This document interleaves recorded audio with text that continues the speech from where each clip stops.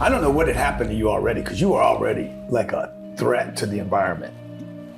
But this kid, a threat to the environment. This kid, this is the first day of school. I'm terrified going to school. I don't want to leave. I'm a mama's boy. I want to go back home. I'm crying. I'm terrified to go meet all these new people. I do not want to be at school. And this kid is waving his little thing over his head. Oh yes. And Gary says, it had to be the first or second day, maybe the third day of school. And Gary's like, if you do that one more time, I'm gonna knock your teeth out, okay? Guy does it one more time, Gary walks up.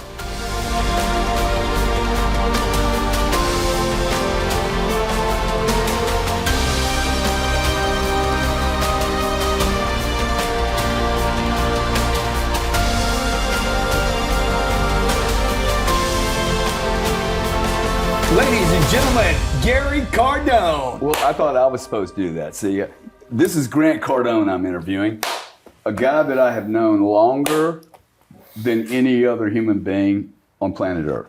Grant, glad to be in your office today. Yeah, buddy. dude, good to have you here, man. I always, like being with you and like looking at you because you look so good.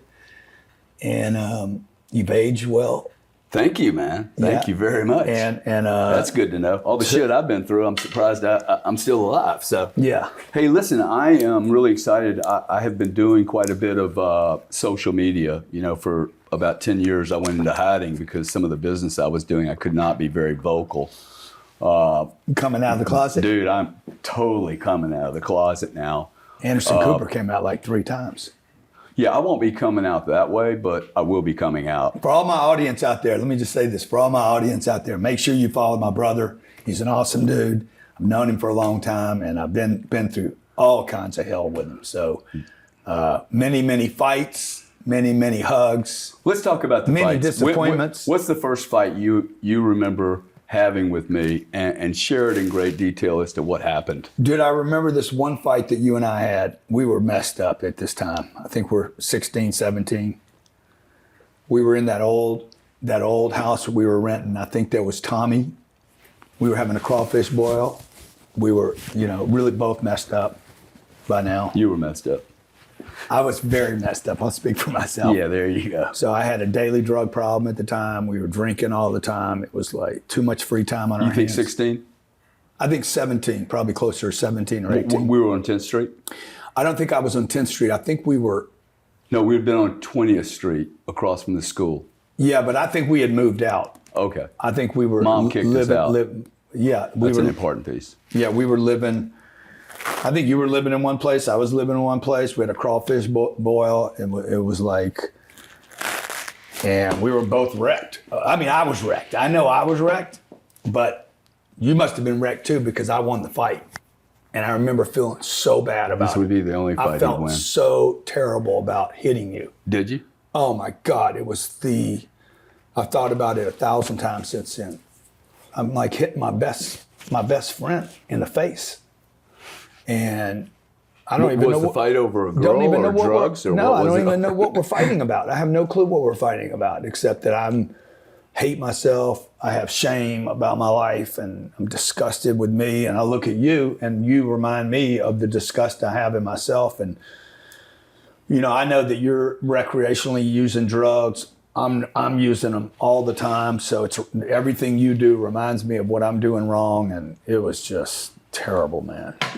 I regret that day, and I just want to tell you how sorry I am. Yeah. We were drinking Bud Lights. I don't even remember this fight. Not Bud Lights. It clearly wasn't a big punch. It was Miller in a glass.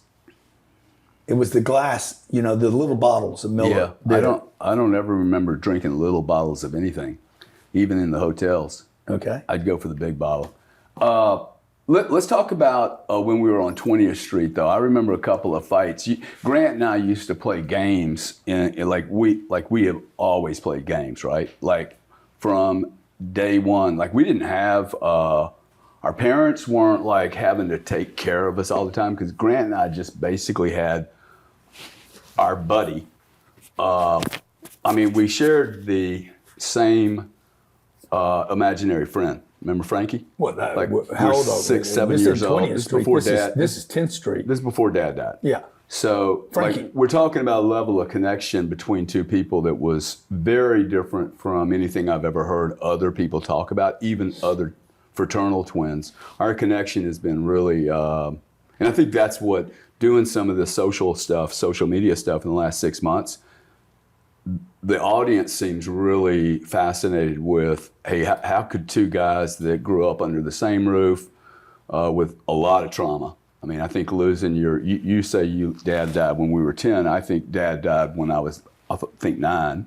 But you could tell our lives really. I mean, the next month we were 10. Yeah, whatever. But our lives really changed, right? Yeah. It took a very, very different direction, which is, I'd like to get into that a little bit. And it's really around the fighting, because I think if our father would have been there, like we're talking about fighting where people go to the hospital. Like, I think your spleen got busted once. Dude, you busted my mouth. I have a scar on my mouth. You got a little tattoo I left with you. Yeah, right? I still have this thing that you did to me when I was 6 years old with a gun. You hit me on the head.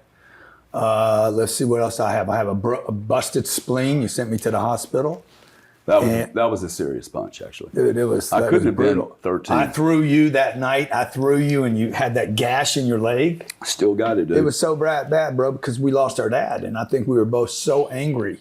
There was so much internal anger about the loss of a dad, and then the loss of a dream house that we had. That Dad wanted. He bought that house on the lake, Prian Lake, 2.5 years before he passed. Never got to enjoy it. We all knew that was his dream. And then when Mom sold it, I think that made me angry. I know I was angry about it. Losing Dad, I was angry. The uncles didn't come help us. That made me angry. My dad never came back. That made me angry.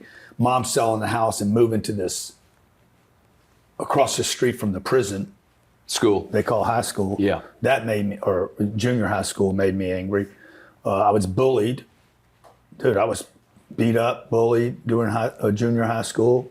I don't know if they did that to you, but they did it to me. So anyway, I pointed everybody in your direction. I believe that. So, well, I was less physically able. You remember I was going through, I think at 7, I had major surgery. Yeah. And that changed everything, right? Yeah. Maybe 7.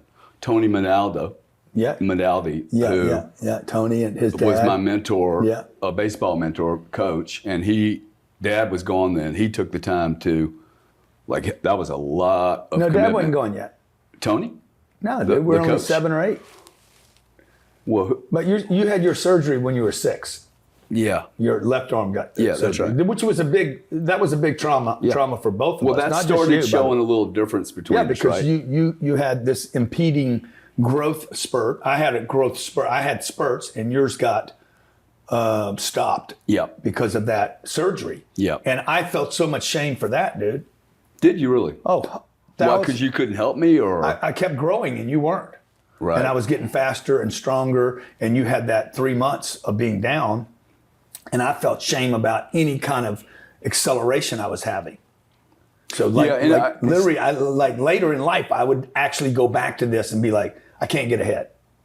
I can't get ahead, man. It's not fair. We're twins. We're identical twins, born. Oh, so you felt bad about your sports because you were a catcher, a really good catcher, actually. I was decent, you know? I was having to sit I literally made a decision. I'm just going to go sit in the bleachers and hang out with the girls. That's when I started liking girls. Dude, I'm like, I'm never going to be able to play baseball. I had to switch from being left-handed to right-handed. Yeah. And it was just too much. I mean, I had a guy cut me down on third base my first game, just when I was starting to learn how to throw. With your right hand. Oh, the guy just cuts me down. I fall on my left arm. I'm like, I'm done. Mm-hmm. This is just too much. Football, I touched football one time. Some guy crocked me. I must have been 7 years old. I'm like, I have no interest in getting hit like this. Right. But it's interesting that you had some shame about, so you felt guilty. No, I didn't have some shame. I had monster. Unmanageable amounts of shame about leaving this individual that I grew up with, shared the womb with, shared nutrients, minerals with for 9 months, a tight space with, and then you're my best friend, dude. You're the guy I looked at in the what's it called, the cradle. We have that box that they put us in. I looked at you every day, Box. every single day, 24 hours a day for what, the first 2 or 3 years? We're sitting in that thing, looking at you, We were having sharing a blast. toys. We were having a blast. And we were having a blast, sucking each other's toes. Yeah. You know, like, you know, I mean, what do babies do with each other, you know? So, and then 6 years, at 6 years old, we're still best buddies. I remember that first day we went to school in the first grade. Do you remember this? I don't know what had happened to you already, because you were already like a threat to the environment. But this kid, a threat to the environment. This kid, this is the first old. day of school. I'm terrified going to school. I don't want to leave. I'm a mama's boy. I want to go back home. I'm crying. I'm terrified to go meet all these new people. I do not want to be at school. And this kid is waving his little thing over his head. Oh, yes. And Gary says, it had to be the first or second day, maybe the third day of school. And Gary's like, if you do that one more time, I'm going to knock your teeth out. Okay? Guy does it one more time. Gary walks up, bam! True story, knocks his teeth out. 30 minutes later, I'm getting called to the principal. This is 1963. Principal takes out a paddle, had a thing on it, had little holes in it so he could whip it faster. It's about this thick. Paddle's this long. It's got a handle on it. It's got something written on it. I don't remember what was written on it, but both sides had an inscription. It was a shame. Like, this hurts me more than it hurts you. I'm like, and I'm going to crush your butt right now. Yeah, and then bang, this guy's hitting me. He's like, I'm thinking to myself, I didn't do shit. I didn't say the word shit, but I'm thinking to myself, I didn't do anything, but I cannot narc Betray on me. him, dude. You I can't cannot. narc him. Yeah. Because my mom, That was a rule. In my family, that was a rule. you never, ever, You don't even ever narc on the enemy. Like, you don't narc on anybody. That was one of the golden rules. So I took it, and, you know, you never fessed up to it. They still to this day, they don't know that you busted that guy up. Yeah. Well, I mean, I have quite a few stories that sound very similar to this, where you're the protagonist and I took all the heat. So that one course room that I got thrown out of for life, dude, seriously, okay? I mean, I show up on a Monday morning and we switch rooms on Friday. Now, how old are we though? We're in serious trouble now. 17, 16, dude. 17 We're in high years old. school, junior, senior. 2 years prior, we could have got elected to anything. We were School very board, popular the first year. and then the drugs sunk in around 14, and then it was freaking. You couldn't have elected us to dog catcher, man. No, it was terrible. We didn't want. We didn't want wouldn't have to. been elected for poop catcher of the dog catcher. Yeah, it really was. It's terrible, dude. It was, and I felt alienated from everyone. I just did didn't too. understand anything. You know, I really didn't understand what the hell was going on. I look at my children. I'm like, my God, man, I really want to get them out of the system, because for me it was traumatic. It was terrible, man. Bullying. What was it I was like? beat up all the time. School. Would you want to finish the story about, like, if you're going to interview me, man, you got to stay on the story, dude. Well, you Goddamn. just have so much to cover. You know, it boggles my mind. No, it's not that Go boggling. ahead. But Let's get back to it. So, because it's fair what happened. So it was a Friday afternoon. He had a broken hand. Yep. Thumb. It was wrapped, or thumb, okay? And I said, bro, why don't we switch classes? Let's switch classes. It was Because 2 o'clock, 2 p.m. Friday. we're identical twins. Like, you cannot tell us the difference. At 17 years old, bro, I'm telling you, my mom, half the time she would call me Gary and him Grant. For sure. So I convinced him that we're going to switch class. Now, you know, every day we're using now. I don't know if you're using every day, but I know I am. I'm smoking a little weed almost Yeah, every and I'm morning not right proud before class. I'm not proud of that, but that's where I'm at right now. Yeah. And that would go on for 10 years for me. So I convinced him to switch class. You're in Aiken's class. The Coach Aikens. No, I was in a home ec class, dude, a kill class. No, I put you in the home ex class. I was in a home ex class. I went to the driver's ed. No, you're right. You're right. switched, You're right. dude, of He course. was in the driver's ed class with Aikens, and I went to your driver's ed I was class. in the home ed. I was in the home ed. having my hand, and you went into my home ed class, Yes, and we yes, said, yes. A lady was teaching the class. A dinosaur lady. And the rule was, hey, don't do anything. Like, let's just see if we can get away with it, okay? Like, you don't need to be like, don't blow the bloody room up. This is one of the reasons I had to But leave. you didn't do a lot of that warning, okay? Like that's not true. No, we made a deal. We dude. just wanted to go in there and see if we could trick the teachers Correct. and get away with Correct. the teachers and all the kids in the room. So he goes in, He comes out of the class, no problem, no issues, okay? Hid my I come hand. out of the home ec class, no problem, no issues. Monday morning, okay, I don't tell him anything. He tells me nothing. Nothing. He tells me there's been no freaking altercation at the home ec meeting. Monday, he goes back into the room and she says, As normal, being the anarchist that I am, I'm got to go in the last guy through the door. I'm walking through the door. A lady says, "Excuse me." I said, "Yeah, what?" We've already discussed this on Friday. You are no longer in this room. Yeah. You have been moved into a history class, and we're sending you the worst, most difficult discipline teacher, a guy named Bork. yeah, I remember Boredom. And it's very interesting. They tried to penalize me.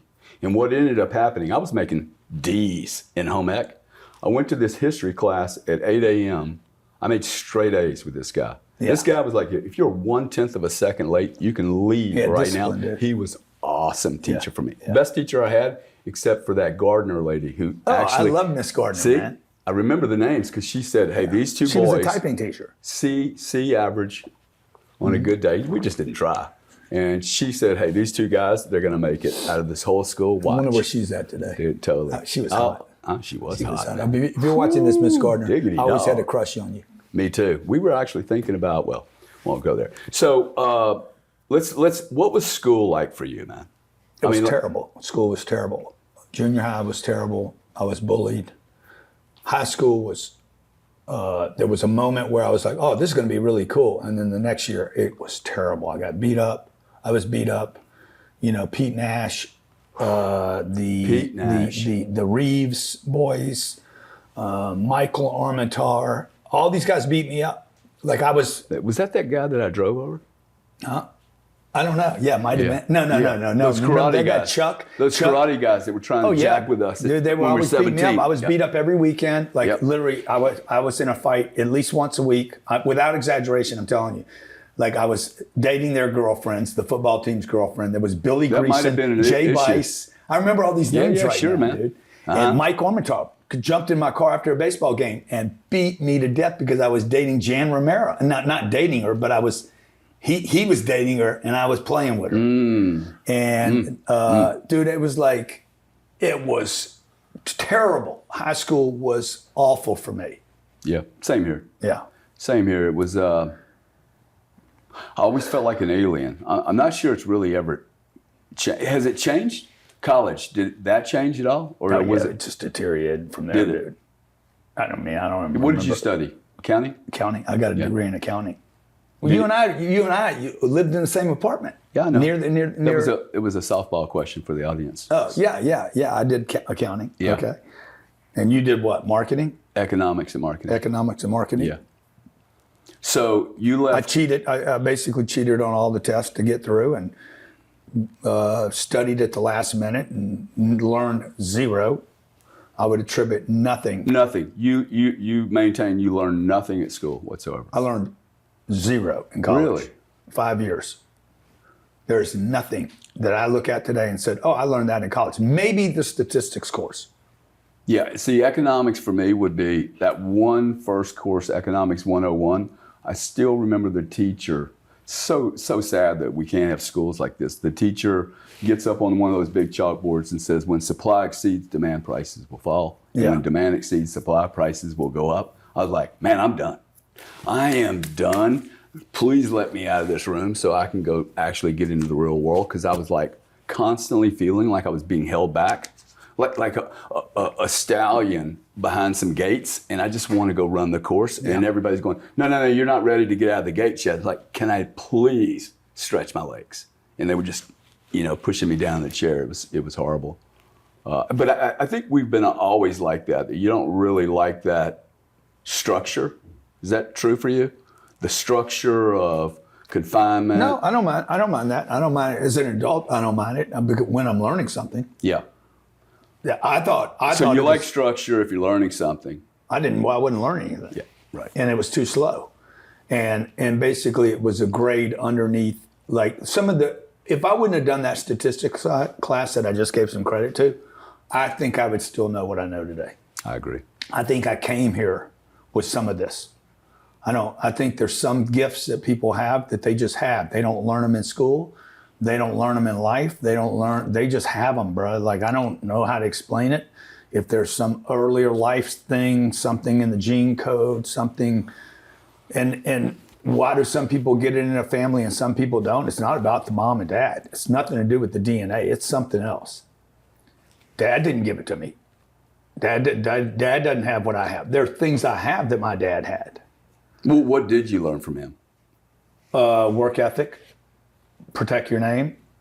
That was a big one. That was a big one for him. Oh yeah, Monster, right? He got half of that right. There was a half. Well, I think this is why we fight bullshit lawsuits, like I do. Like when people smash me with a lawsuit, and I don't really care what it is. It's like, whoa. I have spent 60 years ensuring that my family didn't get a bad name. Yeah. And now you're coming after me for some bullshit. I have to fight it. Yeah. Like one of them's cost me $6 million to pay $100,000. Yeah. And I'm like, I'm going to fight it because it's wrong. We should stop saying, hey, I'm going to admit to guilt, pay a fine, because it's endless. They'll just keep coming. You have to. But most people don't have the money to fight it, so they just got to tap out. Yeah, that's right. All the J6ers, I mean, they're just tapping out. So you talked a little bit about. But you want to go back to Dad, like what I learned from him? Yeah. Okay, so I learned work ethic. I learned, people are important. I never saw him ever pass a person he didn't say hi to. Never. He loved people. And I know I have that today. I love meeting people. I love meeting the everyday person. My dad treated, what was her name? Sarah? The lady that helped us at the house? No, her name was... Big girl. Yeah, big girl. I saw a picture of her just the other day. I'll think of the name. Yeah. She was basically a black nanny who taught Mother. I didn't know this. Taught Mother how to cook. Yeah. Wow, I didn't know that. Yeah, either. well, because my dad would drive her home. Let me ask Diane what her name was. I'll think of it. Katie. Katie. Yeah, Katie. And Katie raised us, basically helped raise us and cooked. And my dad. Do you think having a little bit of a part-time nanny, because it wasn't like we were not rich. Yeah. By any stretch, but my mom had somebody there to help with things. But when Dad was alive, we were doing well. Yeah. It's when Dad died that we lost our status. We lost our income. He lost our income. Yeah. And I learned that too, by the way. So, my dad treated Katie like family, dude. Like he did this with everybody. I remember going into this store, Gibson's. Gibson's was the big sporting store in Lake Charles. This is before Dick's Sporting Goods. And we'd walk into Gibson's and my dad would say, guys, we're 5 or 6 years old now. He'd leave us in the car, man. Yeah, he'd leave us in the car. I'm going to be 10 minutes. I'll be 10 minutes and I'm coming back. Dude, my dad would be an hour and 50 minutes and come back with 1 or 2 things, but shooting the shit with everybody. And this is back when you could leave kids in a car. It's such a different world today than we live in. Such a different world. I learned from my dad about money, man. Money, he really valued earning money and never wasting it, never playing with it. I don't know if you've ever heard me tell the story about the quarter. Yeah, I think it's a great story. The quarter story. You and I, Dr. Care, his good friend, was at the house. It had to be a Saturday or Sunday. They were having drinks. Yeah, so Dad gives us each a quarter. Yeah. This is 1963. Maybe 1964. John Kennedy's probably president. Gives us a quarter, dude, and you would think that me and Gary would like ballers, straight up shot callers, okay? Like, man, you got a quarter, dude. Like, I'm starting to think about what am I gonna buy with this? Because this is when you could buy some shit with the quarter. I mean, you could buy gum, some lifesavers. This is before the big gummy lifesavers that they got today. The bubble gum, the baseball gum, they cost a penny. Giant. They cost a penny. It was a penny, but they were freaking like 10 times the size. That's right.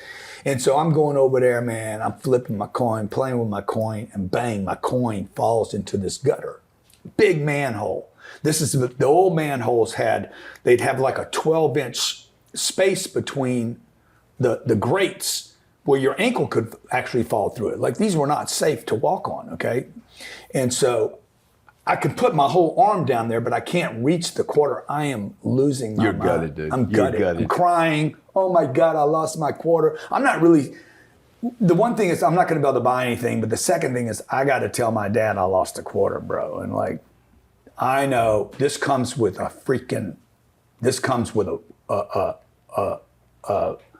physical punishment. Oh, you think he's going to hit you? 100%. For losing a quarter? I know for You sure. think this? I'm going to get my ass whooped because he's going to teach me a lesson.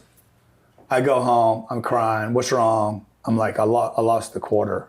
How'd you lose the quarter? And he's standing over me. How'd you lose? And Dr. Care's there. So now I got to be publicly humiliated. My dad didn't know any better. He thought he was teaching me something, right? And he was. Grandpa was there. Tony Neal was there. Tony Neal. So Tony Neal was a completely different person. Other end of the spectrum. He's like, he either has $5,000 on him or he's broke. Yeah. And so my dad stands over me, probably trying to impress the other people in the room, and says, "Never play with money. Never play with money, man." I was like, oh my God, man. Never play with money. And I was like, okay. And this really damaged me for years with money. Yeah. I've heard you tell the story. I mean, it made a greater impact on you than it did on me. Well, fuck, I'm the one that's getting the freaking hammer. Exactly. You're just watching. You're probably like, it's showtime, bitches. And my dad tells me, hey, never play with money. Grandpa Tony grabs me maybe 10 minutes, 15 minutes later in the kitchen and says, look, your dad said never play with money. There can be value to that. Or the other part of the lesson could be never go any place with just one quarter. Bingo. I like that one. I know you would, because that's how you live, dude. You live like that. Like, but those two things, that story has like haunted me for 50 years trying to figure out, okay, is it save money, protect it, not play with it? Or is it accumulate so many that you can actually lose some? I've learned a lot by watching you with money too, by the way. Yeah. Like what? What's the? Just because we have a different totally approach. different. Talk about that, man. You're just freer to take risks than I am. You know, I'm not. You know, I have been. You know, all my investments are in real estate that's very stable, almost zero risk over long periods of time. It's a coward's investment. You know, and so I've saved a lot of money. You know, the first 20 years I was in business, I would literally put none of it at risk, because I should be way better off than I am. If I would have taken more risk, I would be 10 times financially better off than I am today. But I didn't because of some of those lessons I learned. And so what's the difference? How do you see me? Because I don't always see me the same way as other people. You're less connected to money as a source of security. You know, I see it as a thing of security. You are willing to risk it, I think, because of your corporate experience and how money is done on a corporate level. You know, I've never worked for a company that had, how much money did Clearinghouse have? $30 billion. Yeah. But it started with nothing. I mean, I understand, but they raised money from the capital markets. Yeah. I never had access to any of that. You had access to the whole world. I didn't. You had experience traveling around the world. You moved to Corpus Christi and then to the UK. All those were expansion moves for you that I didn't have. I wasn't on a plane until I was 28 years old. Yeah. Didn't travel till I was 30, 31 on a regular basis. And you were already all around the world, dude. So you had a lot more expansion kind of experiences that I didn't have. Yeah, and I think you take risks bigger. You're willing to take risks more than I am. Well, I think I take a different. Like a lot of it for me has been private equity. It hasn't been the real estate stuff, because I didn't understand the real estate stuff. You'd been looking at real estate since you were in love with real estate. Probably because of Dad, because he was really loved looking at properties. And I still like looking at properties. I just don't get really.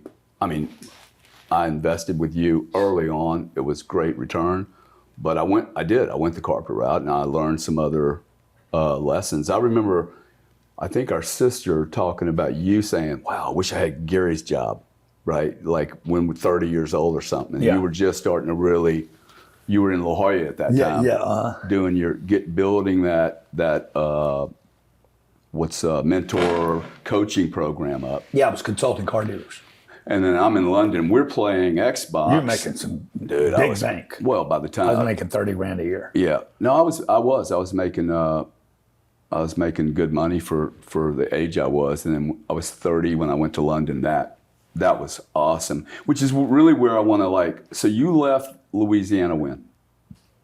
30. Well, you were 30. I was 21. 28, 29, something Mom like that. kicked us out of the house around 20. Yep. Said, hey, you can't come back here. No more 3 meals a day. She took 3 meals a day. Do you ever remember eating at McDonald's? I never remember being hungry ever. Exactly. She really did a great job. Yeah. And we're so lucky we did not end up in prison. Dude, 100%. We should. Okay. I should be dead 3 times.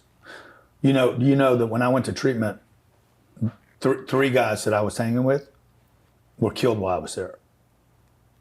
By the time I come out of the treatment center. Wow. Like if I wouldn't have gone to treatment, I could have been I believe that. one of those 3 guys. Yeah. And I know you were worried about me at that time. Well, yeah. I was 20, 25. Yeah, so You were in Brownsville. Corpus. Yeah, I remember getting on a plane with a gun to go handle those guys that pistol whip you. But Yeah. do you see a connection between success and people leaving their home, leaving their neighborhoods, leaving the little safety? I'm beginning to build this thesis that it's easier for people to become really big and successful if they leave. They're like, for me, I had to get out of Lake Charles. If I would have stayed in Lake Charles, I would be a really small human being. And I'm not saying that people that stayed in Lake, I needed to get out and see the world. I had never seen anything.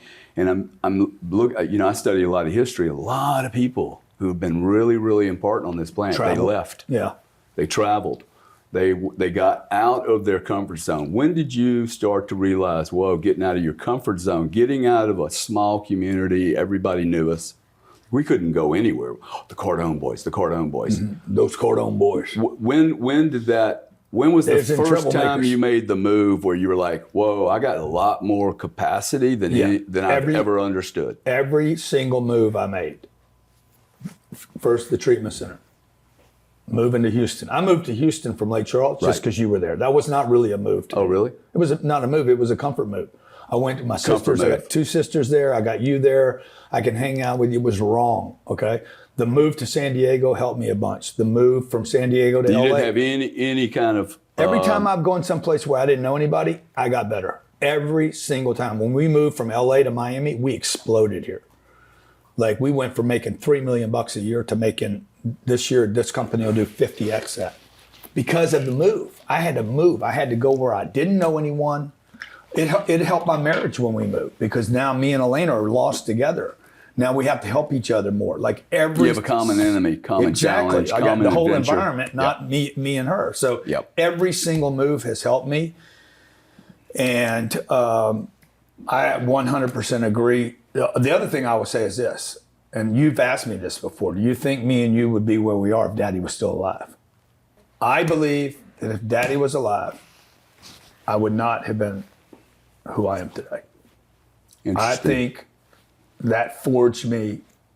I don't know what you were learning when I lost him, but man, I learned so much about money between 10 and 13 years old. It was like mind-boggling. Without anybody teaching me one class on money, I learned about money. Mama clipping coupons, the income is stopped. She sold the house. A house is not an asset. This is garbage liabilities.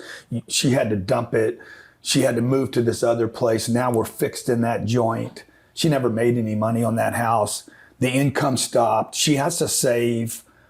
Everybody's going to rip her off. The plumber, the car dealer, the roofer, everybody that comes to the house, she's freaking concerned. Man, money became so important.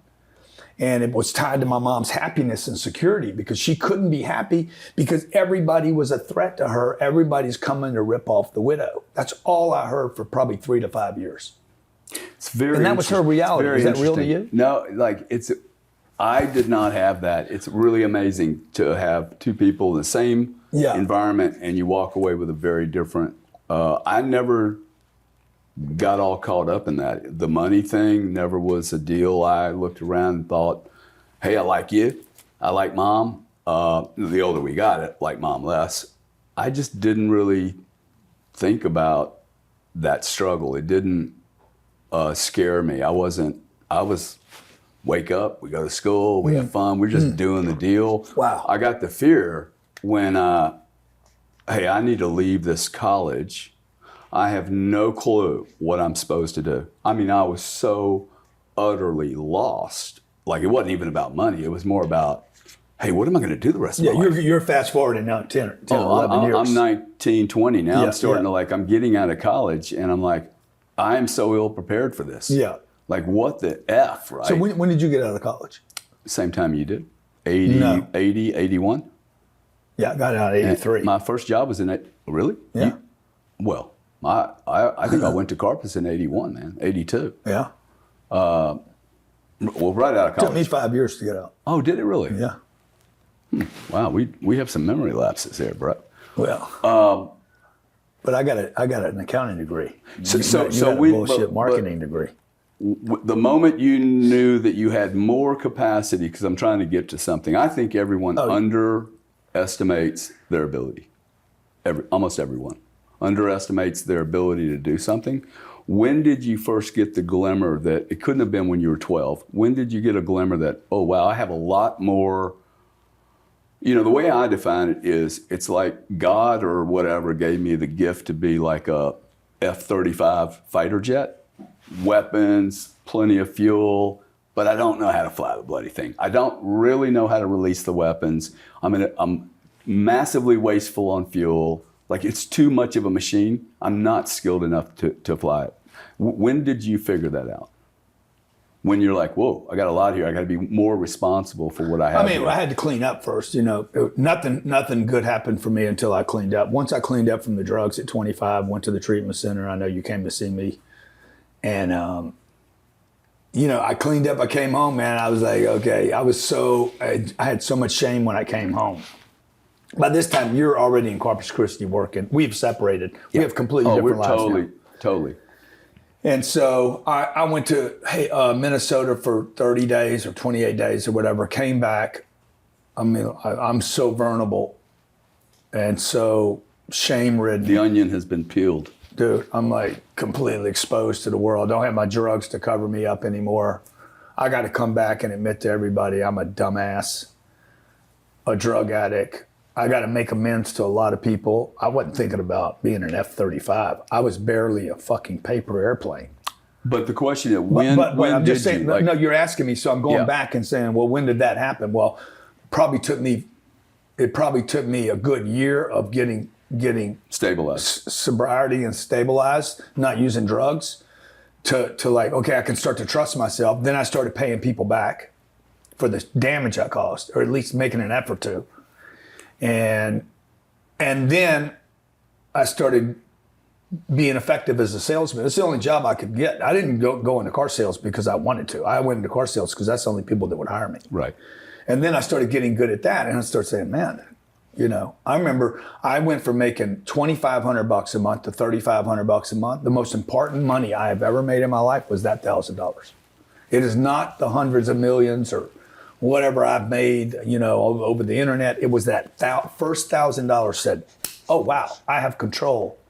I can It's up to you. If I can get better, if I can just get better, if I can make a commitment, stay clean, and get a little better every day.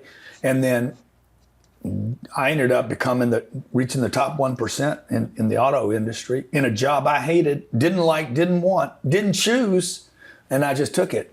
And I was like, oh, wow, man, I can do anything I actually commit to. So that's probably somewhere in that 28-year range. I'm like, then I lose my job again. So that sets me back. Why'd you lose that job?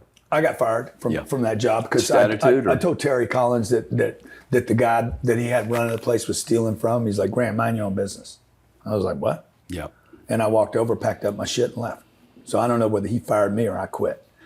And then I went to work for Tom Stuker. Right. Charlie Dubois, who's dying right now. Charlie Dubois. He can't even talk. Was a priest, male priest, that would come over when we were teenagers. Charlie helped me get sober. He was a Catholic priest. He actually sent Grant to Minnesota. And he flew with me there to get me in treatment for drug addiction. The funny thing is he and I and you used to hang out at Mom's house and drink. 100. 17, 18 years old. He was a total alcoholic priest. Good guy. Great guy. Great guy.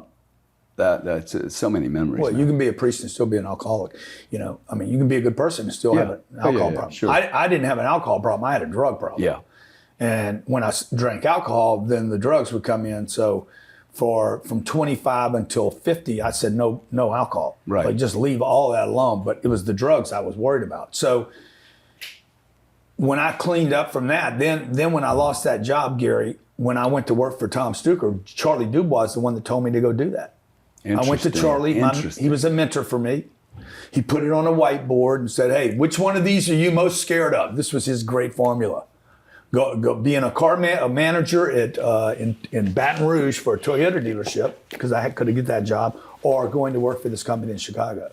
And I said, the one I'm most scared of is Chicago, because I got to travel. I don't know anybody. I've never been in the snow country. I'd never been on a plane. I think I'd been on one plane. See, people really, everybody thinks, somebody said last night we were doing something together, that we were both wealthy when we showed up. It's like, where did that on Twitter happen? Spaces, the guy said, hey, you guys grew up wealthy. Yeah. I'm like, bro, we stole 14-foot aluminum skiffs for entertainment on the weekend. Yeah. And by the way, And we couldn't afford the gas to put in the motor. So not only would we steal it from the neighbor, again, this is back in the 70s and 80s, nobody locked anything up. But if you got caught, you were going to go to jail, unlike today. But we stole those skiffs, sank one of them, abandoned the other one, but we had a good time. Dude, we had a blast. Yeah. That was so fun. That was a blast. Surprise. We would drive down the bayou, okay? We would drive down the bayou, you and Punky, me and, who was the other dude with us? Ken, piece of shit, Ken. Don't remember him. Piece of shit. Lying.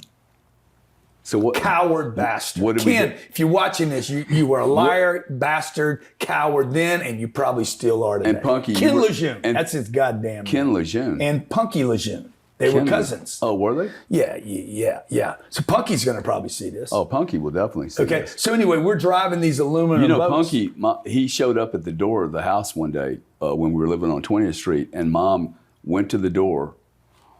Mike, who was, we called Punky, said, hey, Miss Cardone, where's the kids at, the boys? The boys. And my mother looked at him through the screen and said, Mike, my children, you're no longer allowed to come here.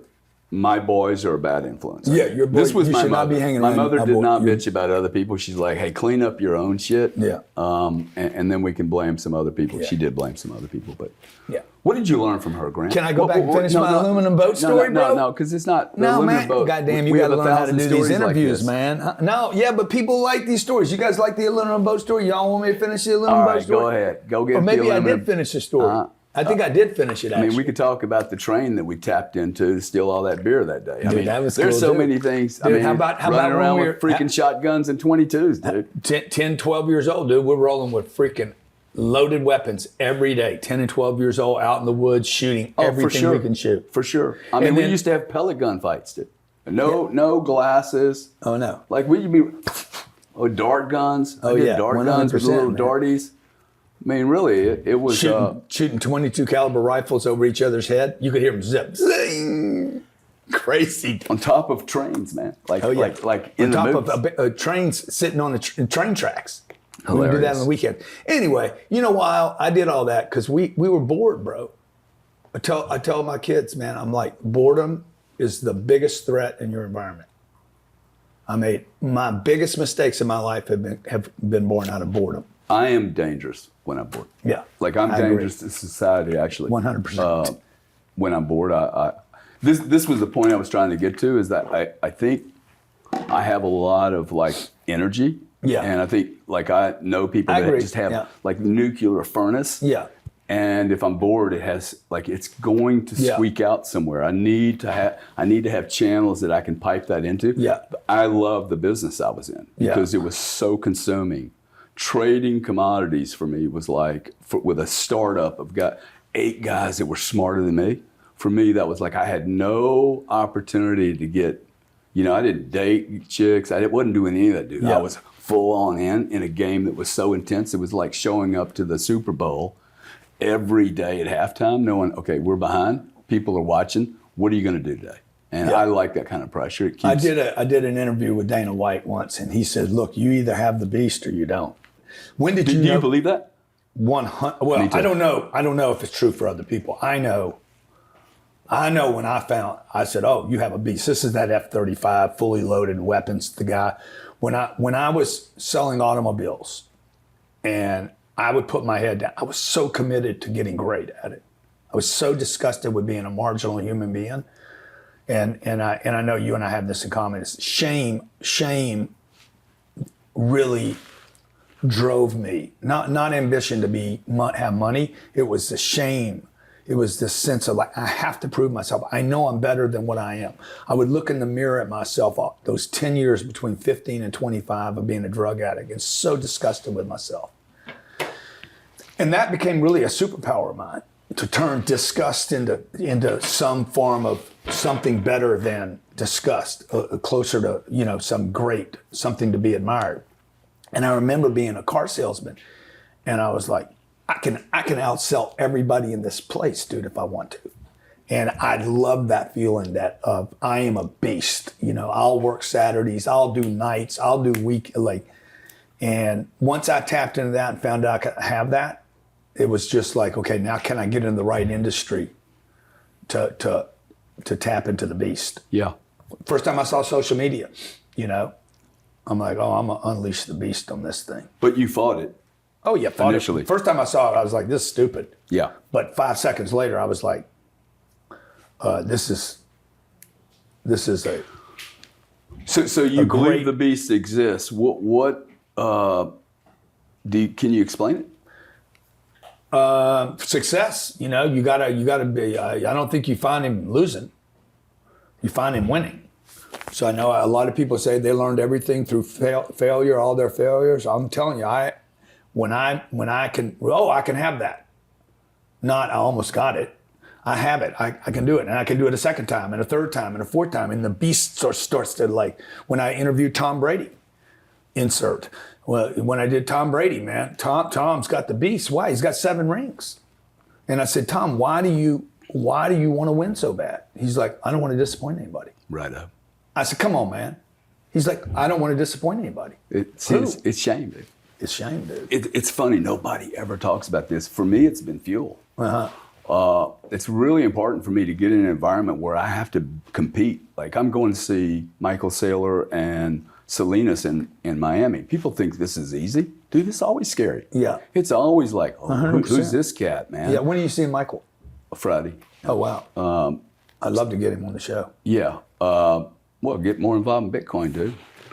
And we'll bring you to the greatest real estate play in the history of mankind. Not to go there, but the audience really does want to know your position on this. Yeah. Okay, so let's get back to Grant. Like a lot of people are really interested in, hey, here's 2 cats, came from the same house, they took opposite journeys. If people didn't meet me, they would think maybe your journey's the only journey. Have you learned that like there's a bunch of different pathways, or is there only one way to be successful? Oh no, if I was growing up, if I was doing everything all over again, I wouldn't do anything that I did. Right. What would you do? I would probably have somebody drop me off on Wall Street or Silicon Valley. See, this is really interesting because I agree. I wouldn't knock on doors. I wouldn't sell products. I definitely would not be in the education space the way I'm in it. I might be in the education space in a different way. Age of learning. Yeah. But I would learn how I would, real estate's made a lot of millionaires, but Wall Street's made the billionaires. I would definitely go for the money again. I would follow the money. I would not follow my passion. I would not do what I'm good at. I would not do my skill set. I would literally I would study, where is the future going to be? Robotics, the blockchain, AI, hiring people is going to be an issue. Either way, it's always been an issue. Healthcare is going to be massive. Retiring people and people moving into retirement. School systems are going to change. All those things would be tremendous opportunities. And then the think would be bigger. Yeah. When you say the think would be bigger, I don't know if the audience knows what that means. I know what that means. How do you define the think being bigger? People need to do what to get their think big? Well, you need to, you need to get around people that have stuff that you don't have, and that have done stuff you haven't done, and have dreams. You need to get around people that have inflated dreams, and dreams that your neighborhood can't think with, and your community doesn't even, like, you're like, I want to get a boat. Okay, well, you before you decide on a boat, you might want to go see somebody who's got a 300-foot yacht, because it might change the things that you're thinking about. And before you say, hey, I want to buy a Lamborghini, you should go visit a Lamborghini car dealer and talk to him about owning a Lamborghini dealership rather than owning a Lamborghini. So, like, because I believe that anybody can do this stuff. I agree. I think it starts with the think. We're limited in our thinking because we're middle class. Most of us are brought up poor middle class, and we're limited by the examples that we're raised by. Fortunately, Dad put us in that neighborhood before he died. The nice neighborhood. The nice neighborhood. And I was like, oh my God, that guy's This is where the Attorney doctor. General's son lives. This is where the doctor's kids live. It was like, oh my They're God, different. possibilities around me. Night and day difference. That's a doctor over there. He's clearly making a bunch of money because he had a nice house. This guy over here was a doctor. Back in my day, you had to be a doctor to have money. This would change over time. Like, being a doctor today means you don't have any money. But the guy across the street was whatever he was doing. He was in the insurance business. And none of these people today, when I look back, none of these people had real money. That's right. Like, That's right. None of them. Not none of them. Any of them. But it expanded my mind to think, okay, that's possible, right? But I had to leave Lake Charles to see what that really meant. You go to Houston, then you see River Oaks and oil and gas. This is your experience. You expedited, man, because you traveled, and I was still stuck. Yeah. The travel for me was monster. I remember being at Clearinghouse. That move was like, I was working for a big oil company, big name, Seagull Energy or something. I mean, they're real company, but I hated it there. Like, I felt like I was back at school, going, oh my God, this is going to be like that journey, 10 hours a day. I don't really respect the teachers above me. I mean, I wasn't disrespectful, but I'm like, you guys aren't making a lot of sense. And the shop was down the street, Clearinghouse, and I knew, man. You know this thing that you and I talk about? 100%. I had this thing. This thing always goes. Tuning fork. We talk tuning fork. I love the way you say that. You and I have this thing about when there's a deal, when there's something I need to do, I've learned to trust this sense I get that I wish they would teach this in school. Yeah. Like, I'm not sure you can't teach it in school, at least make people aware of it. You can teach it. Totally. I agree with that. But you can't teach it if you're memorizing. Right, Because exactly. you're tapping into somebody else's understanding and not your own gut. You're tuning So fork. where I'm trying to get to, though, is that I see a lot of people that are extremely more talented than me. Better educated, better connected, MBAs, Goldman Sachs. Started with more money. Just hired a guy from Ernst & Young, ex-partner. I'm looking at the guy, he's 48. I'm like, wow. Dude, if I had all that inside knowledge of the industry, I'd be like worth so much, because I've always come from the outside in, which has actually been my gift. It's what I do well. I want to talk about platform a little bit, because I hear a lot of people take that job that do not think about the platform, that the platform that you have created really supports you. It supports your personality, the way you like to live, everything. Mm-hmm. And I see people working at a company for a 401k and they're complaining about it. And they look at me and they go, hey, like, how are you making all this money? I'm like, well, first off, I never take a salary. Like, I'm not working for the salary. I'm working for the game, man. Yeah. For the stimulation. And I just think the money always follows if you're in a big enough game and the platform allows you to exercise the muscles. You and I are a little weird, right? We're a little rough. We're not going to fit into, like, we're not perfectly molded robots. So like, I found myself in large corporations, a bit of an oddball. Cannot imagine what I would feel like today. No, like I would be I could not work in a major corporation because of all the wokey HR stuff. The platform, how important is finding the right platform? Yeah, that's what I would, that's what I was saying earlier. Like, everything that I went into was too small. There was no runway. There was no payoff. There was no, I remember doing that test. Mom paid, I don't know, $1,800 on some bullshit. What was the test? Where you fit in the what you should do for a living. Yeah, because the characteristics or it's personality test. Somebody knows the name of it. Everybody takes it in college. Some well-known test. You can look it up online, but they've been cracking people for $1,800 for years. Look it up, Johnny. Myers-Briggs. Was it the Myers-Briggs? I thought that was a vitamin. I thought Myers-Briggs was that IV you take. Yeah, maybe it was Myers-Briggs. Yeah, something like that. Anyway, I took it. Oh, you should be an accountant. If that doesn't work out, be a salesman. All right, I'm going to go either be an accountant. I did that in college, or a sales job. But it didn't. Why wouldn't the test be like, bro, where's all the money? Where's all the payoff? Where's the platform? You call it a platform. I would call it what's the follow the money? Well, but I think I call it a platform because I don't think the money is the reason to go do the job. Yeah, I think the money is absolutely 1,000% the reason. See, that's where we're really different. I have never, ever done this. I know, I never have either, but I wish I would have. If I did it all over again, dude, I would just follow the goddamn, I would follow the truck. Then you should have just been a drug dealer, dude. Huh? You should have just been. No, because there's no money. It's the biggest return on investment. No, there's not. There's no return on investment being a drug dealer. They all die the same way. There's no return on that deal. There's no freedom in that. Well, we all die. The platform, I know, but we're all gonna die. They're going to die in jail. I don't want to die in jail. Yeah. So I've seen too many guys lose everything. See, for me, it's not about dying and going to jail. It's about, hey, you're the one brought up a drug dealer, bro. That was ridiculous. Do I want to live like this every day and look at myself in the mirror? No, I don't want to be a drug dealer. I don't want to sell arms. I don't want to support wars. I don't want to sell drugs.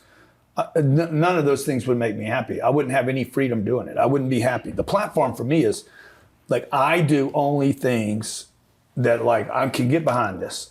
I can talk about it every day. I have no shame or worry or fear about pushing it, selling it, the negative impact of it. what you might be doing. I don't care if people say I'm negative. I'm going to do this deal because I love this and it all fits within the thing. We have 11 companies. We're adding 6 more. The 6 are going to just fit right in everything else we're doing. There's 3 or 4 that we'd like to do, but they don't really fit with everything else I'm doing. I want to move this hand and this hand responds. So, we want to support our audience. That's why I didn't raise money from Wall Street. I could have raised money from Wall Street. I had enough cash. I could have said, here's $100 million. I want $1 billion. They'd have given me $1 billion. It'd have been some paperwork. It'd have taken 30 minutes. But I want to go raise this from the public. It's better fitted when you say platform. That's what I'm talking about. It's better fitted for my personality. But I think that people should look at, is this thing wide enough? Is it wide enough? Because the young girl in Baltimore is like, I'm going to do hair extensions because she's good at it. Dude, I see what you're saying now. I maybe misunderstood what you were saying. Follow the money. Yeah. Because I've always gone into monster size markets. You always have, bro. You always colossal. Have. Well, it's not about the money though. It's about, hey, I want to be able to make sure there's enough fish in this big water that I can start shallow and then kind of go deeper and deeper as I get better and understand, these big markets. I mean, they're very, very complicated. But I don't think a lot of people know that. You went to work for a company right out of college that was already fishing in a world market. Yeah. I went to work in a car dealership in Sulphur, Louisiana, and these guys just want to sell another 10 cars. Dude, I couldn't even see the possibility of being the car dealer. Right. I could have ended up with 300 car dealerships. Oh, yeah, for sure. I never wanted to work for myself. I never even thought about Grant Cardone is going to be, we have 700 employees. I never thought about it. I never thought about owning my own business. Never had any inspiration or aspiration to own my own company, be the boss, to become put $1 billion of real estate together. I never thought about planes and helicopters. Never. I didn't even think about, I'm going to be the boss. I'm going to write the check for everybody. I thought about, I just want to do well. My thinking was so small because of my upbringing, because. Would you do it any other way though? Would you, if you could unwind everything and not have a guaranteed result where you ended up, would you unwind some of the trauma from your childhood. I think everybody has this kind of stuff. I think maybe the more trauma, the better, if you can survive it. But would you take any of it back? If you could not know where you would be today, Yeah. Dad's gonna live. He's gonna live till you're, till you're married, your first marriage. Would you go? Oh yeah, let me wave that magic wand. Yeah, man. I mean, See, I wouldn't. I just like the deal's the deal, man. No. I would definitely be born to a wealthy family with wealthy connections, go to a great school, be set up proper, have big think, understand that my kids are way better off, way ahead of me when I was. I'm watching Sabrina and Scarlett. They have no problems, no drugs, no issues. They've seen already possibility. What they do with it, I don't know what they're going to do with it. That's up to them. I don't know. But I would rather be exposed to it than not exposed to it. I think most people would, by the way. And I think people would be better off if they were not trapped in some shit school for 12 years. Told to sit there and learn from a person that can't control the room, can't discipline anyone, makes 50 or 60,000 and resents the kids, the system, and the parents. And I don't know anybody bragging about it. I love my school. And I think that the first 12 years is definitely squashing people to be workers at best, not even good workers. So I would much rather have what is it called when you leave school, when you go out? GED. No, they go do during school.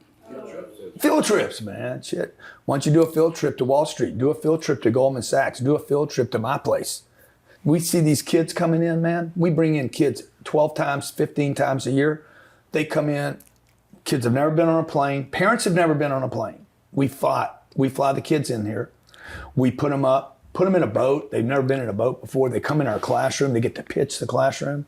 They can watch Shark Tank on TV, or they can come in and pitch it themselves. It's like these kids Experience. Bam. So while we're on education, Yeah. one thing you're not talking about, because you and I will bash fundamental education, you and I have spent a lot of time on other education. Yeah. What I would call the journey Self-improvement. The journey of knowing self, right? Yeah. Like looking in the mirror and, okay, I can maybe con a few people, but I cannot con the guy in the mirror. How much time, money, energy do you think you spent post Hazelden treatment to maybe the rest of your life on self-work, knowing yourself, I've spent journaling, Yeah. building businesses and success through writing about it first? I have spent at least 25 to 30 to 65, 40 years. I've never been thought about this in terms of 40 years, 365. I mean, tens of thousands of hours, tens of thousands. At minimum, probably closer to 20,000 hours. When did you start to know that worked? On self-awareness. Who am I? What do I want to do? What do I know? What do I know that I know to be true that isn't true? Big, giant field, by the way. What do I think is true today that is no longer true and relevant? Everything is improving. Imagine if I was driving a black T model Ford and saying, look at my car, right? It's an antique now, right? Or using an old phone, limited to the phones that we grew up with, right? Same thing with my thinking. My thinking has to change, So you know how much time I've spent, tens of thousands. And more today, I'll spend more time this year than I spent 20 years ago on improving I spent an hour and a half this morning listening to the book, Common Stocks and Uncommon Profits, because Warren Buffett recommended it. I'll listen to that book probably 6 or 7 times. So not all education is bad. Like you've put a tremendous amount of time and energy. I know this. You've gone away to camps, to week-long training programs, explored things that you didn't even know would work Months or not at a time work. sometime. Yeah, no, and we've done some of this stuff together. Yeah. It was awesome. It was journeys, adventures. Some of it was a waste of time and energy. Yeah. Some of it was worth, it's made me that is who's made me That's probably the thing I'm most proud of in my life is my investment in my own self-awareness and in what I don't know and in being, like your social media. You can't know social media. Like there's no knowing it. Like all these kids, I got it, I know it. Yeah, no, bruh, let me tell you something. First of all, you already said what's wrong with you. You think you understand this? There is no understanding it. There's no knowing it. It is shifting, it's fluid, it's moving every second of every day. What worked yesterday won't work today. It is, and it's a fun thing to play with. It's like this animal that's moving and changing all the time. It's fluid. It is fascinating, right? I mean, you can just do a survey on humanity. Yeah. Right? I mean, you're learning. I can't imagine what the algorithms discovering. So like the other night, I posted this thing, I shared it with you yesterday about on Twitter about, hey, or X, hey, who wants to spend more money in Ukraine? And I had a feeling that the bots were going to get it. This is fascinating, actually. The bots were going to get it. I had 4,000 surveyed questions. 4,000 people hit the survey in about 2 hours. And it was 85% said, I do not want to spend one more penny. There was 4 choices. The first choice was no more money to Ukraine, 87%. That means 3,200 of the 4,000 people said no. The other 3 broke down into like, spend whatever it takes, send U.S. soldiers as well, or just another 150 billion and that's it. That was the 4 choices. I said, I wonder if the bots are going to hit this because I know the military complex. You thought that. You didn't post that. No, I posted it. It's in the comments underneath it. I said, I wonder about tomorrow morning if the bots hit this. Interesting. Because the military complex wants to sell the Ukraine war. Sure. It has to be accepted by the public for us to go there. All wars have to be accepted by the public. The public has to say, let's roll. The next morning, and these guys know what our social media looks like on X. The next morning, we had 42,000 votes. 10 times the votes. That has never happened to me in any poll that I've ever done, except for maybe COVID. So 42,000 people respond. There were 42,000 responses, and your population of audience is how big? 1 million. That means 4.2% of my entire audience would have voted on this poll. And a normal day would be what? A good poll is going to do 600, 700, 800. 0.04. A great poll is going to do of a percent. A great poll is going to do 3,000 or 4,000. A great poll. This is 450% greater than norm. This is 10x bigger. Now, the crazy thing is, it's not only that it exploded, but the votes came in completely reverse to the first 4,000 votes I got that I know are organic. The first 4,000 votes were organic.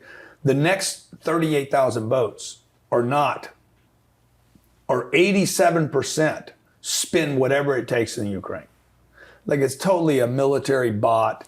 Yep. You know that some company's paying for this. Blackstone probably said, yeah, buy the bots, because they want that war. Okay, they want that war. We grew up in a time where I think a lot of people want that war, buddy. Yeah, I don't think a lot of people want it. I think a handful of people want it. Industry. I think a handful of people want it. I think most people say, no, I don't want to pay for any more wars. Take care of our schools. Take care of our own problems. Let Putin have Ukraine. That's where I stand. Hey, man, do whatever you want over there, bro. Like, let them figure it out. If I was him, by the way, I don't know how you feel about this. Somebody came into my front yard, I'd be like, hey, I'm going to defend my front yard too. Oh, totally. Like, I actually think he's doing exactly the job he should be doing, which is protecting his population. I admire his leadership. At least he does what he says he's going to do. Unlike our president. He could have been brutal here, dude. Huh? He could have been brutal. He has not been brutal. Okay, we'll get a lot of hate for this part of this interview. Well, whatever. But I say we pull out of Ukraine. These wars have not worked ever since World War II. There's no upside here. None. Zero. Okay? Except for a handful of companies that you and I will never know that make hundreds of billions of dollars. Blackstone's already committed to rebuilding. Tim Aikman, not Tim Aikman. What's Aikman's first name? Bill Aikman. Yeah. He's like, they're going to be all over. We'll rebuild it. They're going to make hundreds of billions, if not $500 billion on this. Yeah. Because this is how. Well, they're not going to rebuild the Ukraine because they're not going to get it. That's not going to happen, in my opinion. This will not happen. No chance. Oh, they're going to rebuild it, dude. Somebody's going to rebuild it. They're going to get a deal with Putin to rebuild it. Yeah. Well, maybe so, but it's not going to be the U.S. Ukraine will not be in NATO, dude. Yeah. And not a chance in hell that will ever happen. Yeah. It's not.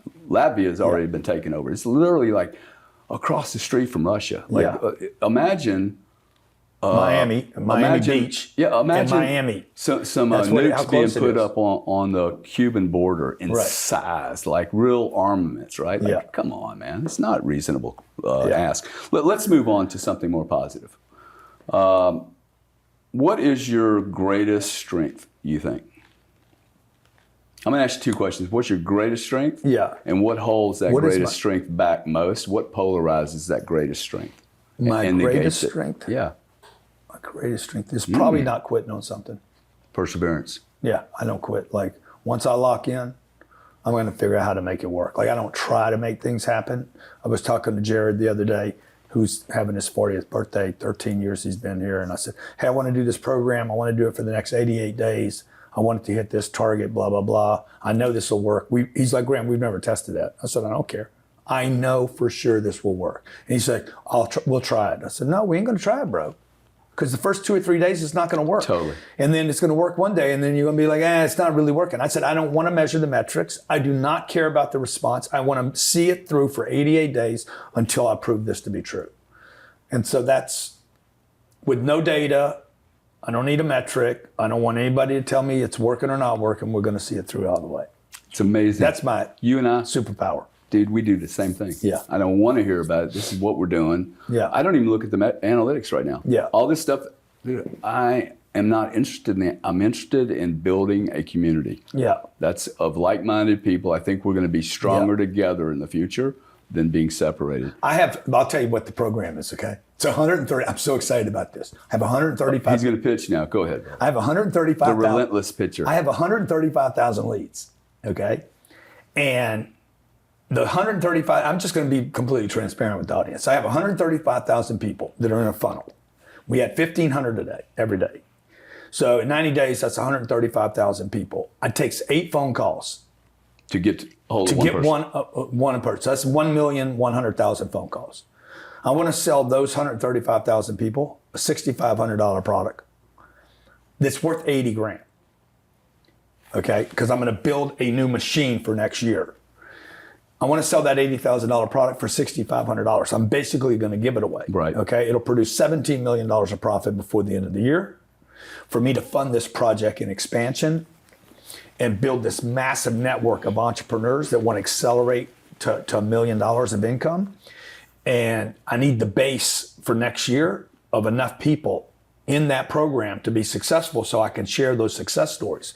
So that means I need to make 1 million phone calls. I got 80 people back there to make phone calls. I know how many calls that is. If I convert 2%, it happens. Which would Only be 2%. Only 2% of the million phone calls. Of the million phone calls. If I convert 2% or 2,700. That's 20,000 people out of 2,700. oh, Only 20 2,700. Oh, wow, nothing. So now the script is now back to re-engineer it, come into the script and say, hey, I'm calling on behalf of Grant Cardone. We created a program. He picked you. I only have 12 of these to give away. Can I tell you about it? Yeah, sure, man. It's $80,000. He's going to give it to you for $6,500. I'm not interested. No problem. Hey, he wants to send you a free download, audio download, so I know the way out of this call because I want to get off the phone call and on to the next call. Yeah.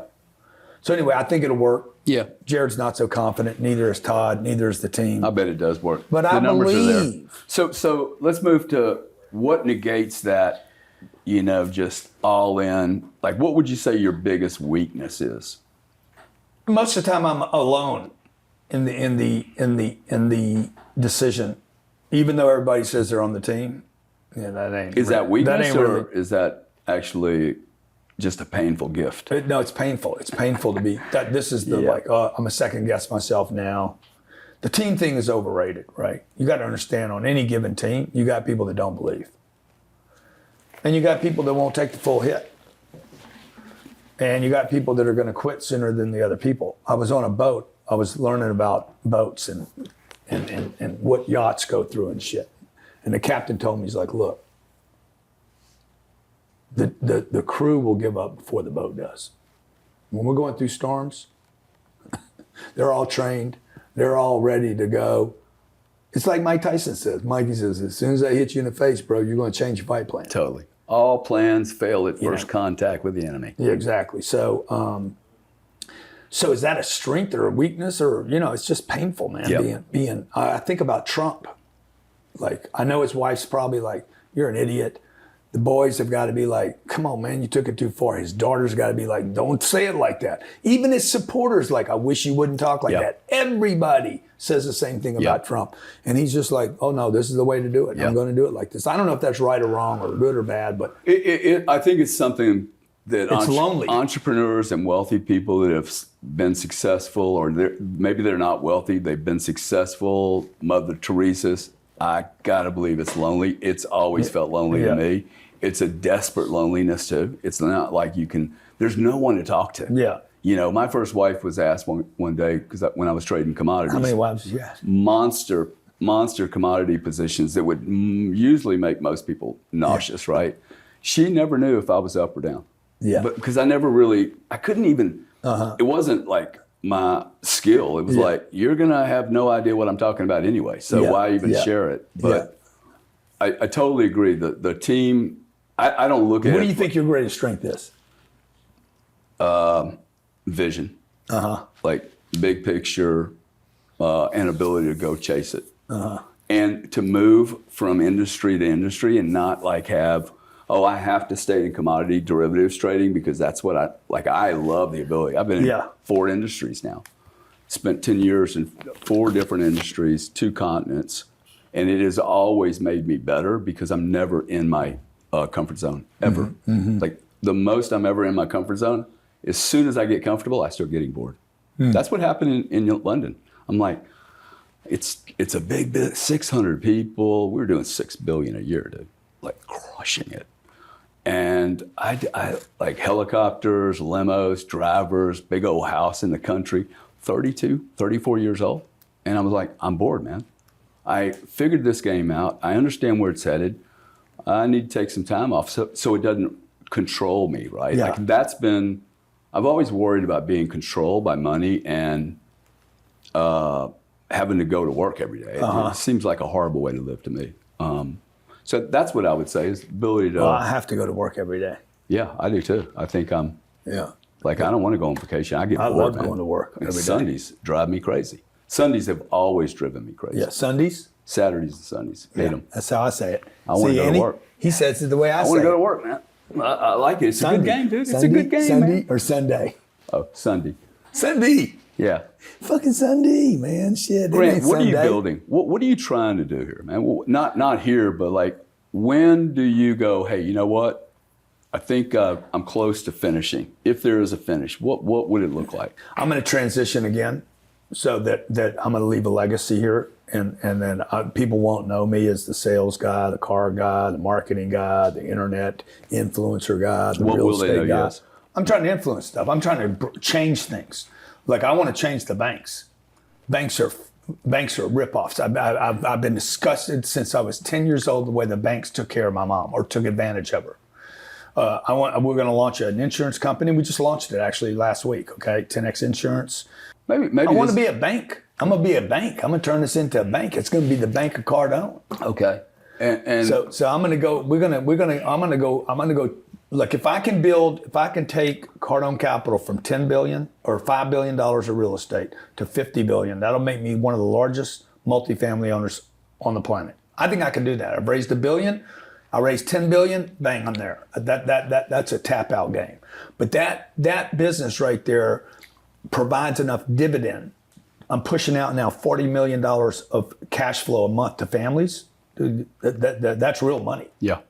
Now I have some influence in the system, and I'm controlling enough money. Now we could either paper out of that, become a REIT, sell to a big group, a BlackRock that might want to buy it, or we slide over and say, hey, we're going to become what you guys are right now. Once I get the trust of enough people, we have 13,000 investors. If I increase that to 130,000 investors, I get to $10 billion. It's not really about the money. It's about the families. And the families need money, right? What do people need? Like we've surveyed enough of our public today. I missed so many survey opportunities when I was starting up. Oh, they need to learn how to sell, so I'm going to teach them how to sell. That's not what they want. They want money. By the way, they don't even want to learn about money. They want money. People need money. And who's giving it to them? Apple's not giving a dividend. Ford Motor Company can't. Probably going to go out of business here in a little bit. You can't find cash flow companies in any of the tech companies, so I can't get a dividend. I don't get any interest from the banks. So I'm sitting over here as an outsider looking in saying, I'm going to create a mechanism where the average family, everyday people, ignored by JP Morgan and Goldman Sachs, I'm going to distribute money to them. And I'll become a trusted source where I can start actually helping them move their money, as you know, Gary, better than I know. Okay? You have to be super wealthy in this country to ever get a shot at any institutional quality asset. For sure. And so we want to build that with our partners to offer that to everyday people. So thank you. Similar question, really the same question. You're dead. I'm dead. You're dead. What is your? You're going to come to the memorial? What is the, message that you would like the world to remember you? Dude, the guy by or as? The guy helped a lot of people. Okay, the guy was a disruptor. He challenged the system. He said what he always wanted, whatever he believed, you knew it. Whether you liked him or not, he's going to tell you what he thought in that moment. I'll admit when I'm wrong. He admitted when he was wrong. He was fun. He liked to do pranks. And the people didn't like me. I'll even convert those guys by then and be like, God damn. Even the people that don't like me today, that say they don't like me, nobody says I can rip them off. I didn't hurt anybody. I think a lot of people, the people that haven't liked me, the common thread that I've seen with these people is I just think they look at me and then they look at their life and they go, dude, how'd that guy make that? I think I could have done that just if I had made that same decision. I think actually we trigger, thank you, trigger something. Yeah, 100%. It's hard to make a decision, okay? Mm-hmm. Like I make decisions better than almost anybody I know. Mm. If I'm interested in it, I will make a decision and we're so in committed, but I make the commitment first. I don't like have it all figured out, but it's all in commitment. That to me is the massive difference. And I think the haters they're either not listening or they seem to be upset with themselves for not making that move, right? And they're still stuck in that 401k. And the problem is the longer you stay on the 401k, if that's not the right place for you, I think it's the right place for a lot of people. Uh-huh. A lot of people aren't going to work to be successful. Yeah. They're going to work to get out of their house. Like the agenda it's literally, hey, I just want to get out, I can't stay here. Yeah, right. So I'm going to go do something else, but it's not your passion, right? And to me, that's about finding the platform, whether it's art, music, preaching, religion, sweeping a corner street up. Like if you do it brilliantly, you will be notified by other people. Hey, look at this cat. He does it brilliantly. Like I'm playing with art, I think actually if I just do this over and over and over and over again, I will improve. And I don't necessarily have a goal for that other than to show my own mental. 50 years, I've said, no, I have no artistic capability whatsoever except to admire it. Right. I'm like, if I can admire it, I should be able to freaking 100%. replicate it. I like that. But I just judge it so hard. I wish you'd have bought me a VCR, by the way. I thought about bringing one, but I don't have a big enough plane for some of my stuff, dude. Oh, I do. So I know you do. You can sweep me back and you can take one of them on the way back. Did you see it when you were rolling in? Yeah, it's beautiful. How good does it look? Was it in front of the American flag? It was going into the hangar? Yeah. Looked nice, like it had just been washed. What I remember what when I couldn't afford to wash the car. What would you like to share that maybe hadn't been brought up here that nobody knows about you or your family or your struggles in creating all this? Because it all looks fun, dude. It looks like you're always on top of the world, like you're super high all the time because life's just blissful and wonderful. Yeah. And I know you well enough to know, hey, are you like me? I wake up in the morning, somebody, my guy was saying, hey, can I show up at your house and see you waking up in the morning, getting ready for work? I'm like, no, because I'm miserable. I'm miserable in the morning. Yeah. It takes me like 2 hours to get, turned on. What do people need to know about you that they don't? No, I'm a human being, man. I'm just like everybody else, right? So I'm like, I have good days and bad days. And, my job is to make a bad day into a good day. So I feel good about it because at the end of the day, man, the bad days last longer than the good days. The good days, bad days, oh shit. They're long, aren't they? It's miserable. When I did Undercover Billionaire, you and I have never talked about this. That was the most miserable experience of my lifetime. Was it really? It was the worst. Wow.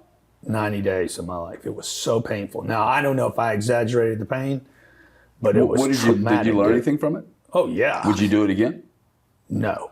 So you didn't learn enough from it? Nobody should do that. That's hilarious. But I knew when I did it, first of all, they ruined the whole thing. That's part of the bittersweet. I mean, I killed it. So it was not a good... I killed it, crushed it, dude. Like the first 5 days I was there, they were like, hey, man, if you go at this rate, we don't have a TV show. And I'm like, what are you talking about, man? I'm fucking killing it. I'm set up to pick up 10 grand this week. You going too fast? They said, dude, like, slow down. This is going too good. I said, what do you mean? Within 24 hours of arriving in Pueblo, I had a place to sleep. None of this is produced, by the way. None of it. Like, it's all me just shuffling, shucking, and jiving, man. I mean, like, I've never done so good, so fast. I'm not using my name. I have no money. I have this old truck, and you can't use your name at all. So nobody. I cannot use my name, Grant Cardone. I shaved my head. I'm Lewis Curtis, dude. You hadn't seen the show? No. We got to get him the link, man. I'm Lewis Curtis, bro. I can't be Curtis Lewis because if you search Curtis Lewis, you're going to see Grant Cardone's name come up as son of Curtis Lewis Cardone. Yeah. I have a RV I'm sleeping in, $45,000. I end up within 3 days driving a $50,000 truck. I figured out how to get a brand new truck to drive. Got rid of Discovery's shit truck. They pissed them off. They're like, bro, we want to see you in the shit truck. I said, fuck the shit truck. I'm going to sell the shit truck. You can't do that. Every day I was fighting with these people because they had an idea how they wanted this show to look. And I'm like, I don't have to do it like that. I don't have to suffer. And this is really the thing I want to, like if I'm going to get known for one thing, it's like, and I was hoping this show was going to do that. I did this to show people you don't need a name, you don't need money. You just need a commitment. And so, but they didn't, like I wanted to play it during COVID. COVID happened 10 days after I got there and they shut the show down. I'm like, no, this is when I need to do the show. I need to do the show during COVID so people can see it. That would have been monster. Anyway, fucking cowards. Yeah. So, I don't know how I got on that, but, is every day good? No, most days are not good, you know? Most days are not good. Most days are not good. They what does that look good. like? What does that look like though? Not good. I got, I rate my days, right? I come home. How was your day? Yeah, 6. You know, I'm like, can I get it up a couple points before the end of the day? I can't get it to a 10. There ain't no way. So, you have very few 10 days? Very few. Very few. I don't even know if I've ever had a 10-day. It's hilarious because I think everybody thinks we have great 10 days every day, dude. I had a 10-day. The day you were at Mandalay Bay with me at the 10X Growth Conference, this is 2019, that was a 10-day. That was the perfect event. That was the best event I've ever been in. Really? That was the one I spoke at, right? No, this is the one that Sabrina spoke at. You were up in the, you had a suite. Okay, and you remember Sabrina was 10 years old and she's coming down there. No, throw that in there, okay? That was Kevin Hart's. Kevin Hart was there. Yeah. It was right before, and I was leaving to go to Growth Comp, to go to Pueblo to shoot the Undercover Billionaire. Right. I shaved my head that day. That was the single, probably best day of my life. You know, and I mean, it had nothing to do with money. Are you going to keep doing the 10X? Is the 10X stadium deal? We're probably toward the end of that. Are you? Yeah. Just can't get bigger, or people are just kind of flatlined on it? Yeah, we've no, people want to do it. It's one of the greatest. One of the greatest.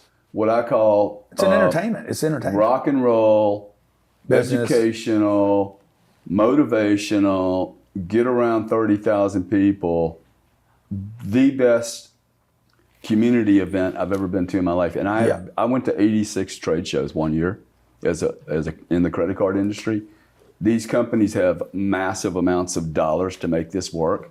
This was really, I would encourage anybody to go to it. This is not a pump, okay? It's just the best single investment. best event done in the world. I actually for business, because you don't know whether you're at a business conference or a rock concert or you're an artist. The goal of that was to blur the line between art and business. Yeah, which I think every business person actually needs to be an artist, and artists need to learn how to be business people. Man, this has been great today. We should do this again. Yeah, love to do that, buddy. That's what they're saying. Yeah. Love you, bro. I love you, and I'm bro. really proud of you. I love you. I'm proud of you, man.